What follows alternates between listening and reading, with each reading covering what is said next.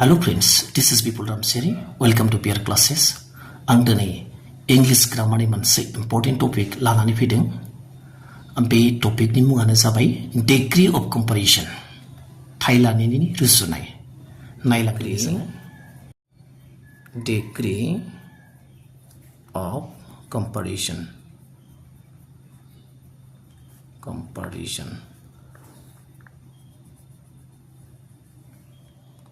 बर' होनगोन थाइलालिनि रुजुनाय। थाइलालिनि रुजुनाय। थाइलालिनि रुजुनाय। डिग्रीया मोनथाम रोखोमनि। मा मोनसे जाबाय पजिटिव डिग्री। पजिटिव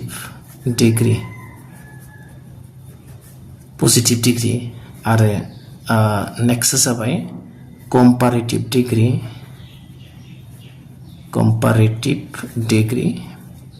आरो थर्ड नम्बरा जाबाय superlative degree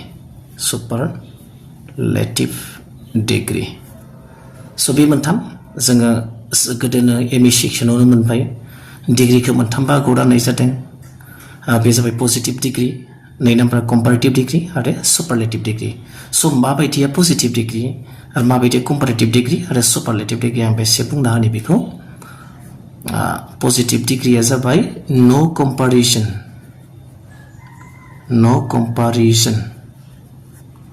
माने जेब्ला थाइलालिखौ एबा थाइजानि थाइलालिखौ रावजोंबो रुजुनाय जाया रुजुआ लाबानो सोरनिबा एबा मानिबाखौल' फोरमायनाय जायो सासेनिखौल' बुंनाय जायो अब्ला बे जाबाय पजिटिभ डिग्री स' थिग बेबायदिनो कम्पारेटिभआ जाबाय कम्पारिजन रुजुलायनाय कम्पारिजन माने रुजुनाय कम्पारिजन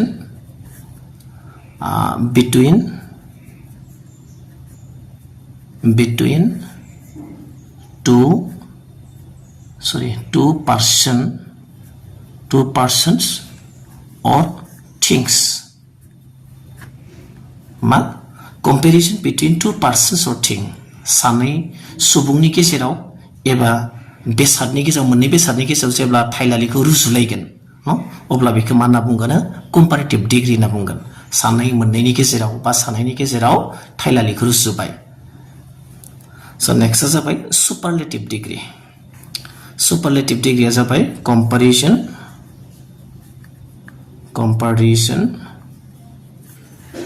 among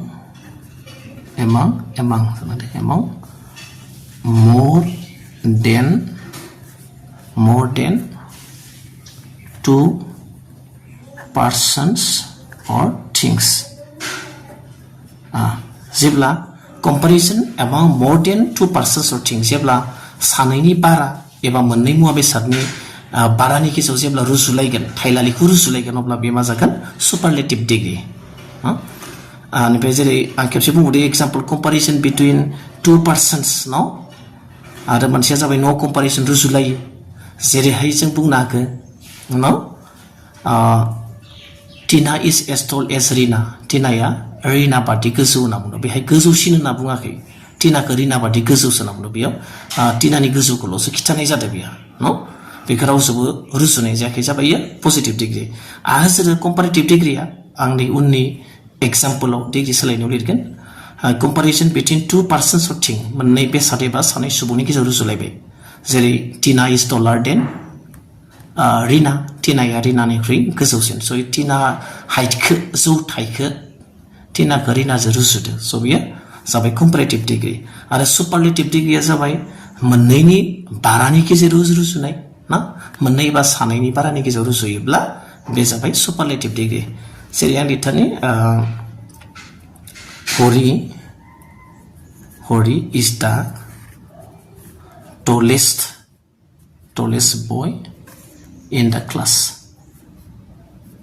हरिया थाखोनि भितरावनो हौवासाफोरनि ना गोजौसिन हरि is the tallest boy in the class गोजौसिन हौवासा थाखोनि मादावनो गोजौसिन हौवासा हरिनि जौथाइखौ रुजुबायाव थाखोनि हौवासाफोरा जोंहा सानैनि बारा थायो नङा होमबा साबबाबो जानो हागौ दजनबो जानो हागौ गतिके बेवहाय सानैनि बारानि गेजेराव हरिनि जौथाइखौ रुजुबाय जाबाय सुपारलेटिभ डिग्री So बेखिनियानो आरो बे माबायदि डिग्री सोलायो एडजेक्टिभ थाइलालिखौ बोरै सोलायो बेखौ जोङो एम इ सेक्सनावनो मोनजोब्बाय आं थेवबो एसे गोसोखांहोफिननि जेरै पजिटिभ आं गुसुङै लिरबाय दे पजिटिभ कम्पारेटिभ ना मोनसेया जाबाय सुपारलेटिभ न पजिटिभ कम्पारेटिभ सुपारलेटिभ डिग्री जेरै एसे गोसोखांहोफिनदोसो नाथाय दिनैनि टपिक सावरायनो लानाय जाबाय डिग्री सेन्स डिग्रीखौ माबोरै सोलायनाय जायो बेनि सायावसो आं बांसिन स्ट्रेस होनाय जादों गतिके आं एसे थेवबो गोसोखांहोदो पजिटिभ जेरै जों मोनबोदोंमोन उन्दैयाव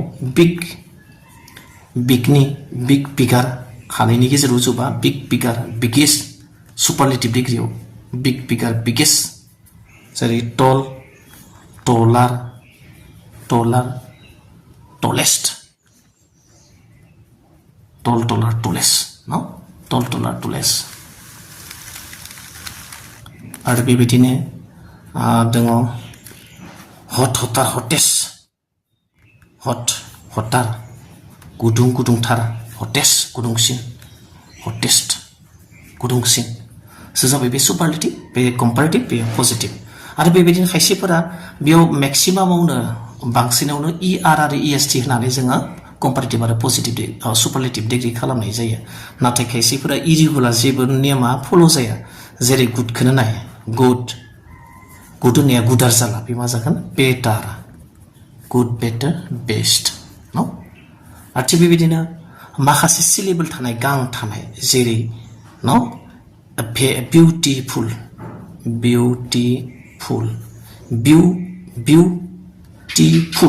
बिउटिफुल मोनथाम सिलेबल ट्राइ सिलेबल दं बेहाय गाङा बेयाव एसे इन्टारभेल थादो जोङो बिउटिफुल बेखौ गारांबोब्ला बिउटिफुल ट्राइ सिलेबल मोनथाम सिलेबल गां दङ स' बेबायदि गोलाव गां गोनां मोनसेनि बारा गोनांखौ जुदि कम्पारेटिभ आरो सुपारलेटिभ खालामबा जोङो मा दाजाबनांगौ मर आरो मस्ट लागायनांगौ मर बिउटिफुल आरो मा most beautiful most beautiful थिग बेदिनो important दङ more important most important valuable more valuable most valuable no so बेबायदिनो जोङो माबायदि पजिटिभ ना कम्पारेटिभ सुपारलेटिभ खालामनाय जायो जोङो उन्दै क्लासावनो लवार क्लासाव माने एम इ सेक्सनाव जों मोनबोबाय स' आं बे एसेबां गोलाव खालामला बेखौ दानिया जों थांनोसै मेइन टपिकआव दिनैनि मेइन टपिकआ जाबाय रुल्स फर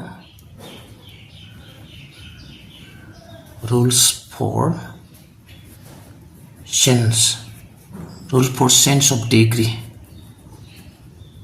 सोलायनायनि रुल जों बेखौ दिनैनि सावरायनो लानाय टपिकआ बेसो मेइन आं बे सिगांनिखौ एसे इन्ट्रडाक्सन बादि होबाय माबायदि डिग्रीया मा पजिटिभा मा कम्पारेटिभा मा सुपारलेटिभा मा बेखौ एसे होबाय जा मेइन माबायाव थांनोसै जोङो rules for change of degree गोबां फरायसाफ्रानो बा गोबां मानसिफोरानो न एसे गोनो गोथो जानाय बायदि मोनो आरो स' नायलांनि आंनि होनाय रुल्सजों बेसेबां कनसेप्टआ क्लियार जायो नायनि रुल्स बे रुलनि बाथ्रा सावरायनो लानायावनो जोङो मोनसे बाथ्राखौ गोसो होनांगोन जोङो एक नाम्बाराव होदो जुदि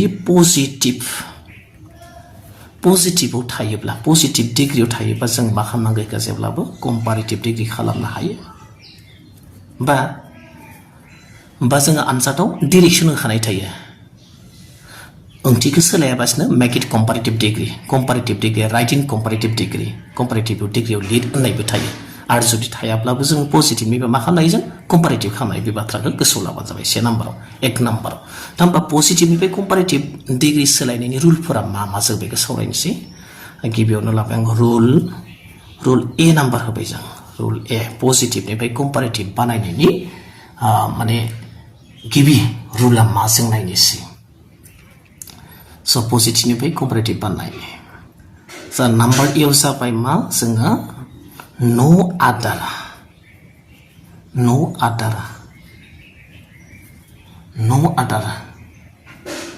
other थायोबा no other yes or so yes बिदि थायोब्ला जुदि नोंनि पजिटिभ डिग्रीनि स्ट्राक्चारा no other आरो yes बा so yes थायोब्ला बेबायदिजों दाजानायब्ला जों बेखौ कम्पारेटिभ खालामनाया मा होनांगोन जों नैखि थिरसिनानै ओंथिया जाबाय इदिखौ सोलायनांगोन मा देन एनि आदार होनांगोन जोङो देन एनि आदार देन एनि आदार होनांगोन जेरै बिदिन्थि हिसाबै जों एग्जाम्पल हिसाबै लानोसै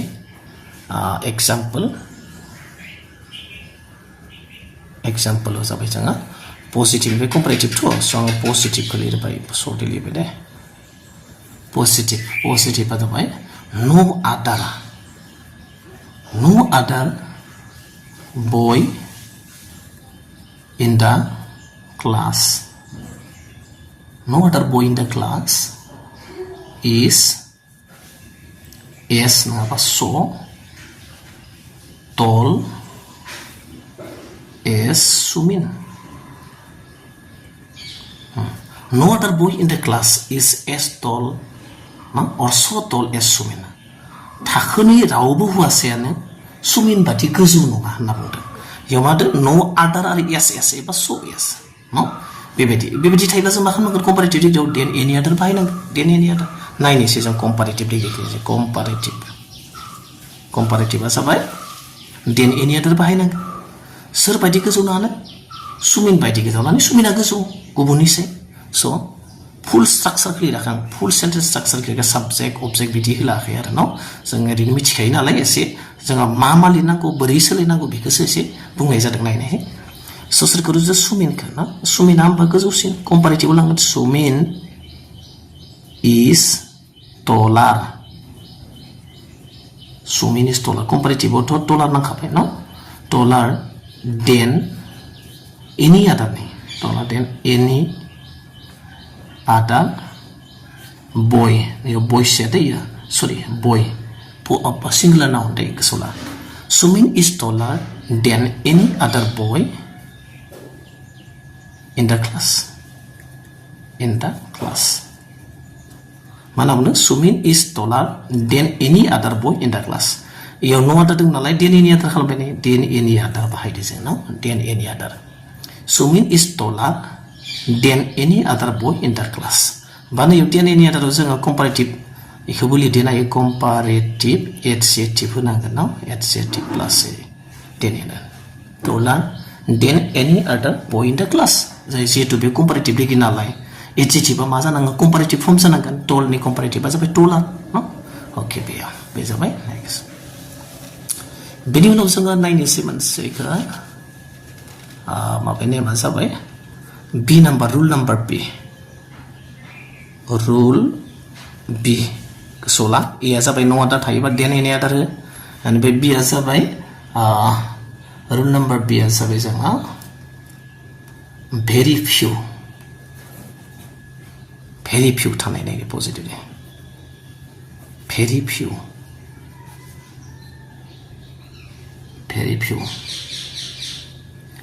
फिउ एस सो एस इदि थायोब्ला भेरि फिउ एस थायोब्ला जों मा खालामनांगौ कम्पारेटिभआव लांनोबा देन मोस्ट आदार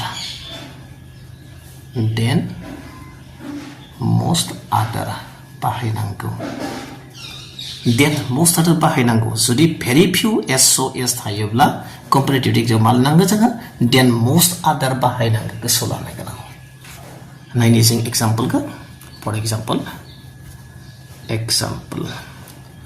पजिटिभ डिग्री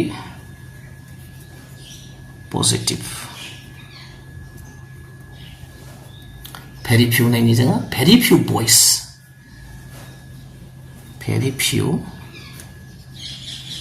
बयस आर यो प्लुरेल जागोन दे very few boys are S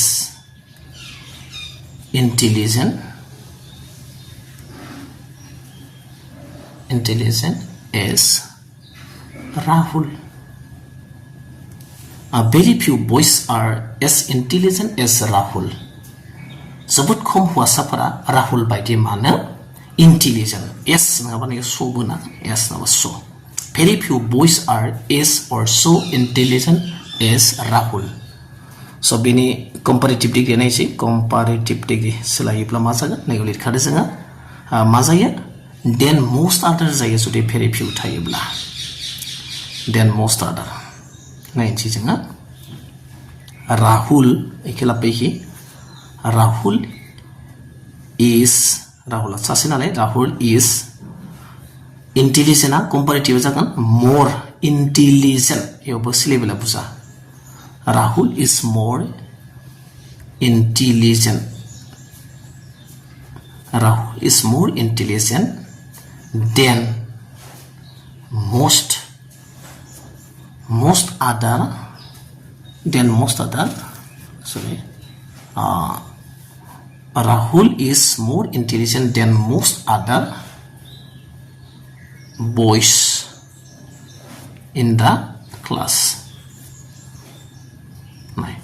Rahul is more intelligent than most other boys in the class. Rahula more intelligent than most other boys. गोबां हौवासाफोरनि फैनाय आरो गोबां माबानि भितरावसो जोबोद खम माबा गोबांनि भितराव माबा जाबाय गोबांनि भितराव then most other boys in the class थाखोनि गोबां फरायसाफोरनिख्रुइनो राहुला intelligent होनना बुङो थारमाने intelligentआ खम आरो मानसिया हयथ' 50 जनाव हयथ' साब्रै intelligent बिनि सासे राहुला very few ने so बेयो rule number 3 जाबाय rule 3 जाबाय positive निफ्राय comparative लांनाय rule 3 जाबाय जुदि simple as so as ना बिदि थायोब्ला comparative degree मा जागोन बियो not then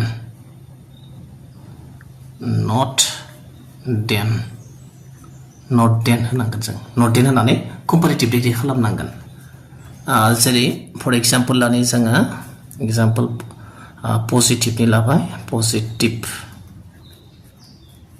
आ मा लाबाय जोङो Rahul is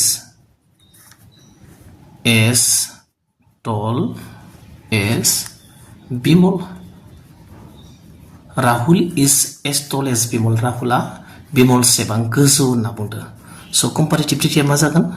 Comparative degree as so as दङ नालाय जों not then होनांगोन. So Bimol इखिसानि खिलाबबाय. Bimol is not taller than Bimol is not taller than Rahul. Goजौला Rahul is as tall as Bimol. Rahula Bimol sebangनो गोजौ. ओमफ्राय Bimola Rahulनि से गोजौ नङा. But Bimol is not taller than Rahul. इखि लाबनानै not लागायना not then बायदो एबा not जों मा होननांगो comparative adjective होदोना बेखौ लिरनोबो हागौ स्ट्राक्चाराव Rahul is as tall as Bimol. Bimol is not taller than Rahul.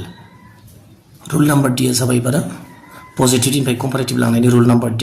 Rule D आव जाहैबाय जुदि not आव थायोबा उल्टा दयनिदो सानैदो not plus so s dot s इदि थायोब्ला comparative degree मा जागोन comparative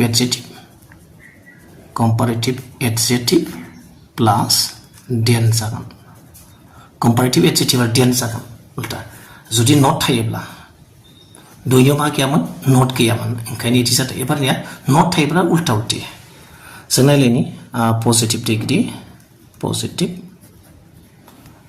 आ जाबाय जोङो Sima is not as or so good as Rima. Sima is not as or so good as Rima. Simaya Rima बायदि मोजां नङा होनना बुंदों. Sima is not as good as Rima. Simaya Rima बायदि मोजां नङा होमबा सोर मोजांसिन? Rimaya. So बेहाय माबायदि नाय एखाने comparative adjective आरो then बाहायनांगोन नाय comparative Rima is good नि comparative adjective मा good निया जाबाय better good, better, best. Better, Rima is better than Sanekwe. Comparative objective. Object. Rima is better than Sima. Rima is better than Sima. So you note the one, you note here. Are not given a note again. Because only example of a not gun uncles and not the woman, not you can note it, ever not gun uncles and not Solana. Then any rule as a by positive comparative come rule as a by next two numbers by two numbers by comparative positive comparative to positive harmaga. So the comparative degree tayo ba sing kamahanaya positive degree. Arno ba sing yamatakan direction kanay tayo porikyo na. Comparative base ba positive kamahaya. Naini singa beokita rule danga rule A azay bay rule A. Ek number pa man si rule azay then any other.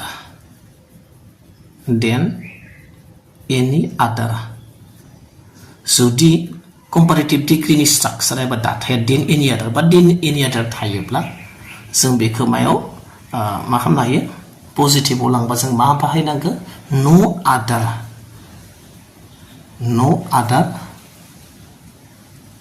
निफ्राय yes नङाबा so yes no other निफ्राय yes नङाबा so yes बाहायनांगो जों जुदि then any other थायोबा comparative degree आ comparative positive लाङोबा no other बाहायबानो जाबाय नायनि सिजों मोनसे बिदिन्थि comparative नि बिदिन्थि मोनसे लानानै positive खालामनि जों दा ब्रह्मपुत्र लाबाय जों दा ब्रह्मपुत्र बुरलुबुथुर दैमाया ना Brahmaputra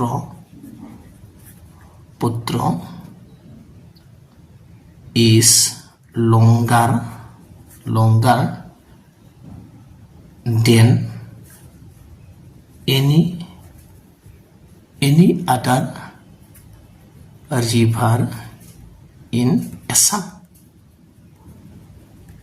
The Brahmaputra is longer than any other river in Assam. Brahmaputra wa Assam ni जायखिजाया दैमानिख्रुइ गोलावसिन होनना बुंदों ब्रह्मपुत्र दैमाया गोलावसिन आसामनि गुबुन दैमाफोरनिख्रुइ गोलावसिन होनना बुंदों so बेवहाय जों मा दोङो then any other दङ नङा होमबा then any other so then any other थाबा जों no other होननानै बानायनांगोन positive डिग्रीखौ positive नायबाय जोङो no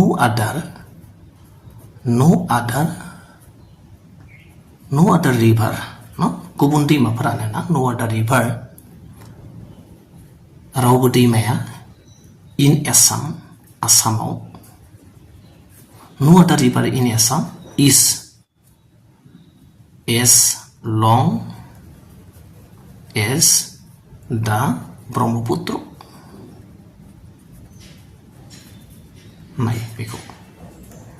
No other river in Assam is as long as the Brahmaputra. रावबो दैमायानो ब्रह्मपुत्र बादि गोलाव नङा आसामाव गोलाव नङा थारमाने माबाया गोलावसिन गुबुनफोरनिख्रुइ गोलावसिन ब्रह्मपुत्र दैमाया सिगाङाव माबायदि no other आरो yes बाहायदो no other बाहायदो yes बाहायदो नामा so yes याव so बोनो हायो so बोनो हायो yes नि जायगायाव so बोनो हायो yes बाहायदो so बिदि खालामनो हायो next number रुला जाबाय जोंनिया rule B comparative positive खालामनायनि rule B आ जाबाय जोंना then most others थायोबा then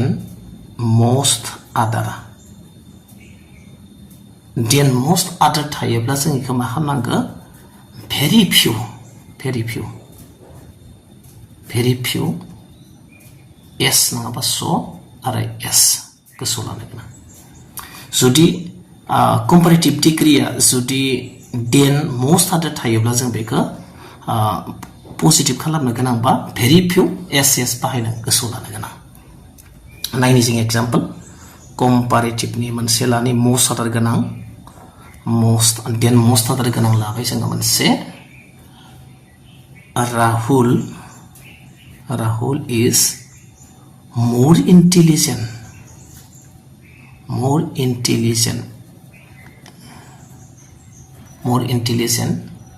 than most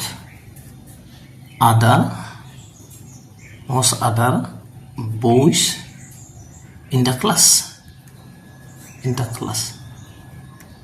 Rahul is more intelligent than most other boys in the class. Rahula intelligence in the than most other gobang ni krine.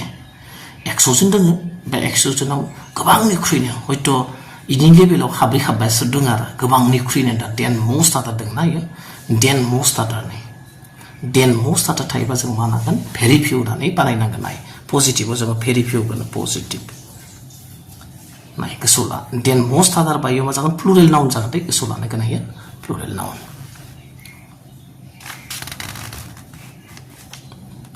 Nine is a positive. Very few.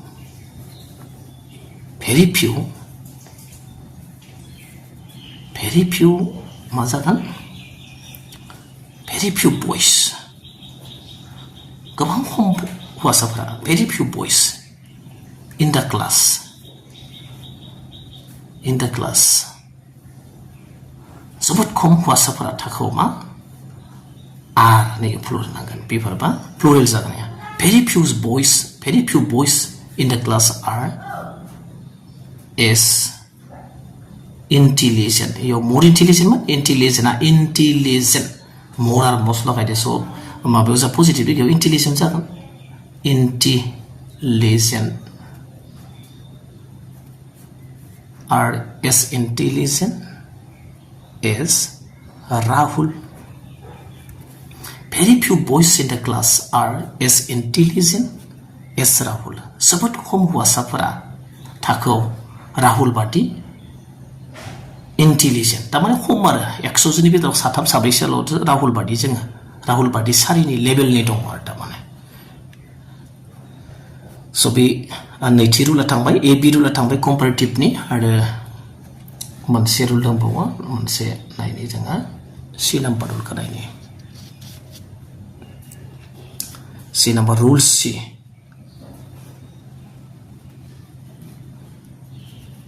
Rule C as by marde comparative adjective plus then.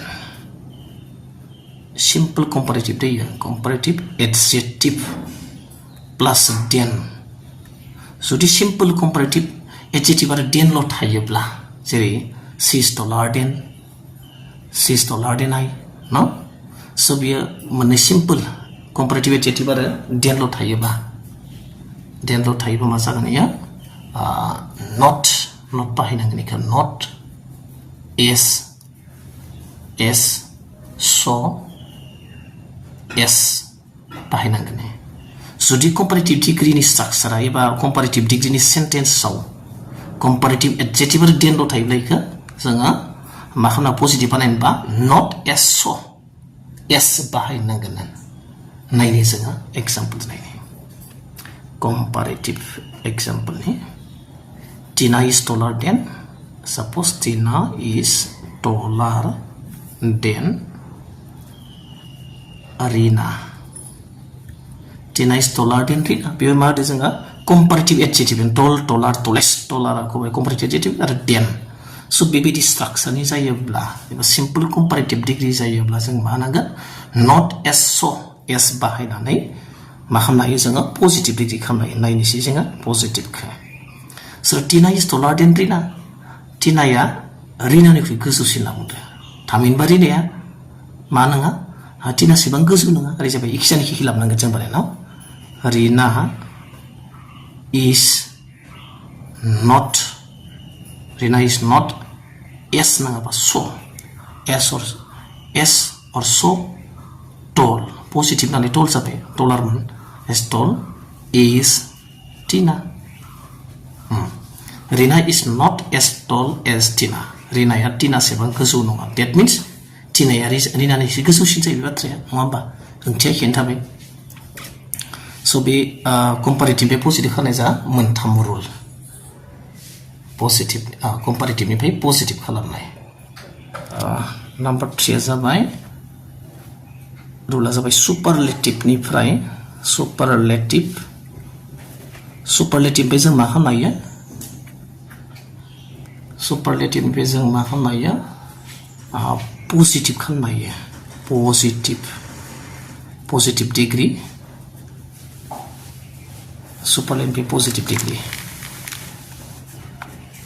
superlative by positive degree आरो मा खालामबावनो हायो superlative by जोङो comparative degree खालामनो हायो जुदि जेबो direction होआबा जों इदि खालामनो हागोन आरो superlative by positive degree आरो superlative by comparative degree नाथाय परीक्षायाव जा डाइरेक्शन थाखायो पजिटिभ खालामनांगोन ना कम्पारेटिभ खालामनांगोन बेयो डाइरेक्शनाव थाखाय जों दा रुलखौ नायनाय मा रुल बाहायनाय जायो सुपारलेटिभनिफ्राय पजिटिभ डिग्री खालामनोब्ला फार्स्टआव जोङो सुपारलेटिभनिफ्राय पजिटिभखौ नायगोन इखौ लिरबाय आङो 3 रोमा नम्बर 1 3-1 जाबाय सुपारलेटिभनिफ्राय सुपारलेटिभ टु पजिटिभ डिग्री सुपारलेटिभनिफ्राय पजिटिभ बानायनाय सुपारलेटिभनिफ्राय पजिटिभ बानायनोब्ला जोङो मा रुल 1 जाबाय रुल 1 एबा एआ गिबि बायखौ 1 2 लिरनो थाखाय रुलया जाबाय दा दि दाना एकदम सिम्पल सुपारलेटिभ डिग्री बा दा सुपारलेटिभ एडजेक्टिभ दा सुपारलेटिभ एडजेक्टिभ थायोब्ला मोनसे सेन्टेन्सआव सुपारलेटिभ डिग्रीया जुदि दि आरो सुपारलेटिभ एडजेक्टिभ नाव बिदि जायोब्ला बिदि दाथायनि जायोब्ला जों मा खालामनो हायो बेखौ नो आदार बाहायनांगोन पजिटिभआव लांना नो आदार ओमफ्राय मा एस अर सो एस बाहायनांगोन नो आदार एस बाहायनांगोन जों जुदि सिम्पल सुपारलेटिभ डिग्री एबा दा आरो सुपारलेटिभ एडजेक्टिभ थायोब्ला जेरै बिदिन्थि लानोसै जों एग्जाम्पल सुपारलेटिभ डिग्रीनि suppose Mount Everest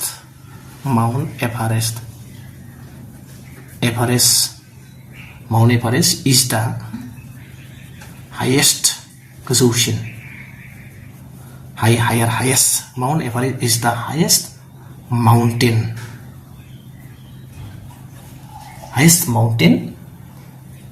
in the world बुहुमाव माउन्ट एभारेस्टआनो बुहुमनि मादाव बयनिख्रुइबो गोजौसिन हाजोमा होनना बुंदों माउन्ट एभारेस्टआ स' बेयो जाबाय डि आरो सुपारलेटिभ एडजेक्टिभ दिनै डि एन्ड सुपारलेटिभ एडजेक्टिभआ हायेस्ट माने इलौदो सिम्पली माने सिम्पल सुपारलेटिभ डिग्री आरो बेखौ खालामबा मा नांगोन नो आदार आरो एस बाहायनांगोन जों नायनोसै जोङो पजिटिभ डिग्रीयाव नो आदार बाहायनोसै जों नो आदार सोरखौ नो आदार माखो Mountain, no other mountain. No other रावबो हाजोमायानो ना no other mountain in the world बुहुमाव no other mountain in the world is यो सिंगुलार नाउन जादों is s नङाबा so is मा हाई पजिटिभ डिग्रीयाव हाई जागोन s हाई is सोरबादि माउन्ट एभारेस्ट माने जाखो नो अदार माउन्टेन इन द वर्ल्ड नै दि आर्टिकल सारनो in the world is S अर सो हाई एस माउन्ट एभारेस्ट बुहुमाव रावबो हाजोमायानो माउन्ट एभारेस्ट बादि मा नङा गोजौ नङा होनना बुंदों माबायदि नैयो नो अदार एस बाहायबाय नायनोसै नो अदार आरो जाबाय एस सो इज ना बेखौ बाहायदों नैयाव रुल बादि नेक्स्ट जाबाय बी 3-1 नि बी रुला जाबाय रुल बी आ जाहैबाय one of the थायोब्ला दे one of the मा प्लास सुपारलेटिभ एडजेक्टिभ थायोब्ला स' बेखौ माबोरै सोलायनाय जायो one of the होननानै सुपारलेटिभ एडजेक्टिभ थायोब्ला जों मा खालामनांगौ बेखौ one of the plus superlative adjective थायोब्ला बेखौ जोङो माबायाव लांनोबा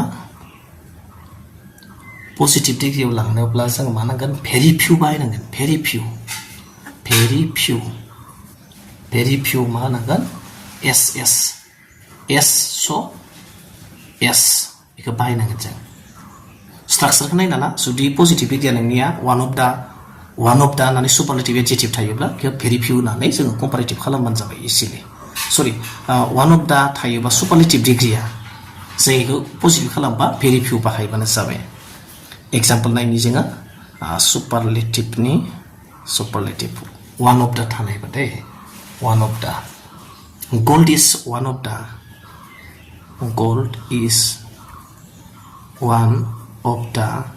most valuable metals.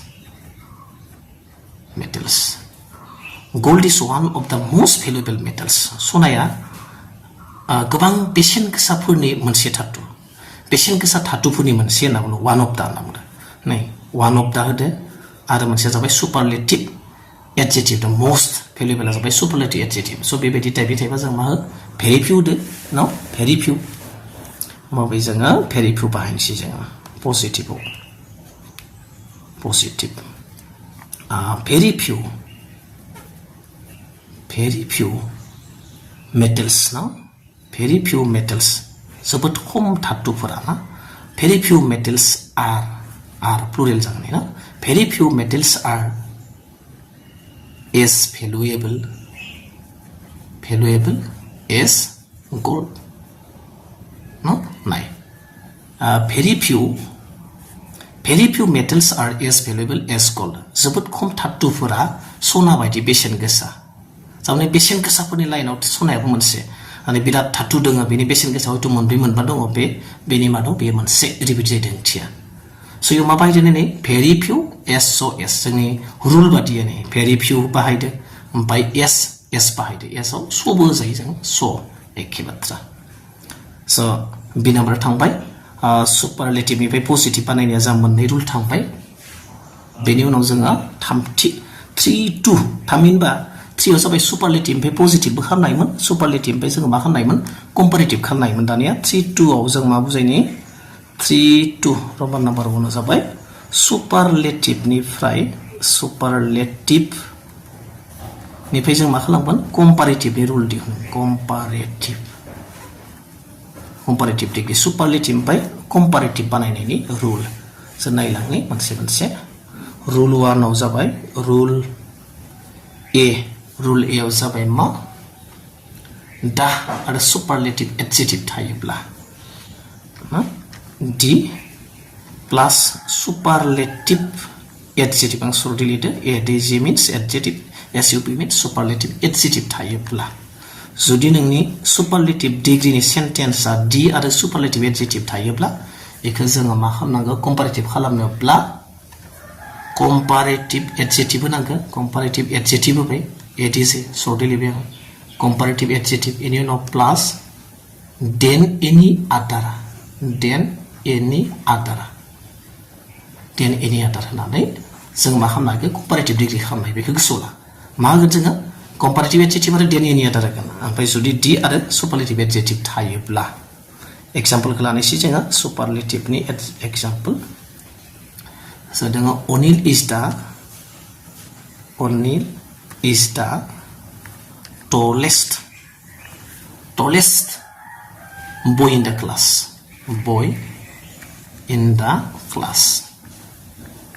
O'Neill is the tallest boy in the class. O'Neill ane थाखोनि मादाव बयनिबो गोजौसिन हौवासा होनना बुंदों इयाव मा होदों सं D आर्टिकेल होदों आरो सुपारलेटिभ एडजेक्टिभ होदों सुपारलेटिभ एडजेक्टिभआ taller tallest जाबाय सुपारलेटिभ एडजेक्टिभ So बेबायदि स्टाइलनि बेबायदि स्ट्राक्चारनिब्ला जोङो कम्पारेटिभ एडजेक्टिभ then any other होनांगौ नायनोसै जोङो कम्पारेटिभ खालामनानै कम्पारेटिभ सोरखौ रुजुदो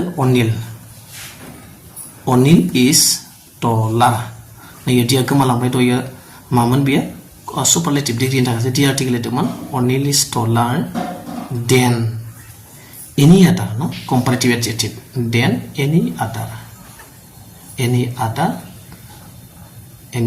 boy in the class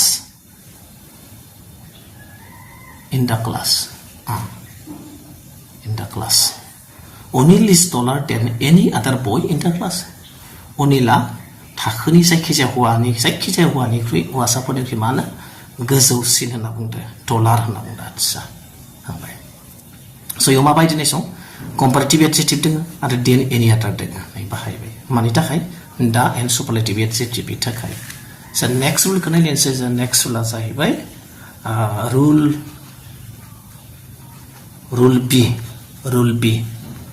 B आ जाहैबाय one of the थायोब्ला one of the one of the आरो मा superlative adjective थायोबा it is a one of the superlative adjective थायोब्ला जुदि superlative degree G दाजानायब्ला one of the superlative adjective थानाय जुदि structure निब्ला जों मा खालामनांगोन इखोना comparative आव लांनोब्ला मा बाहायनांगो जोङो लिरनोसै जोङो comparative adjective no comparative adjective plus then most other then most other comparative adjective आरो then most other होनांगोन इजि टाइपनि थाइबाय बिदि स्ट्राक्चारनि नायनोसै बिदिन्थिखौ superlative नि जुबिन गार्ग लानाय जों एबार Zubeen Garg is one of the best singers in India. Zubin Garg is one of the best singers in India. Yo one of the thing is structure bedi one of the are superlative adjective dong good better best no superlative adjective. Zubin Garg is one of the best singers in India. Zubin Garg best singer भारतनि best singer फोरनि साबसिन singer फोरनि मादाव सासे होनना बुंदों नायनि बेखौ लांनोबा जों मा होनांगौ comparative adjective होनांगोन then most other होनांगोन comparative आव then most other बिसोरखौ जुबिन गार्ग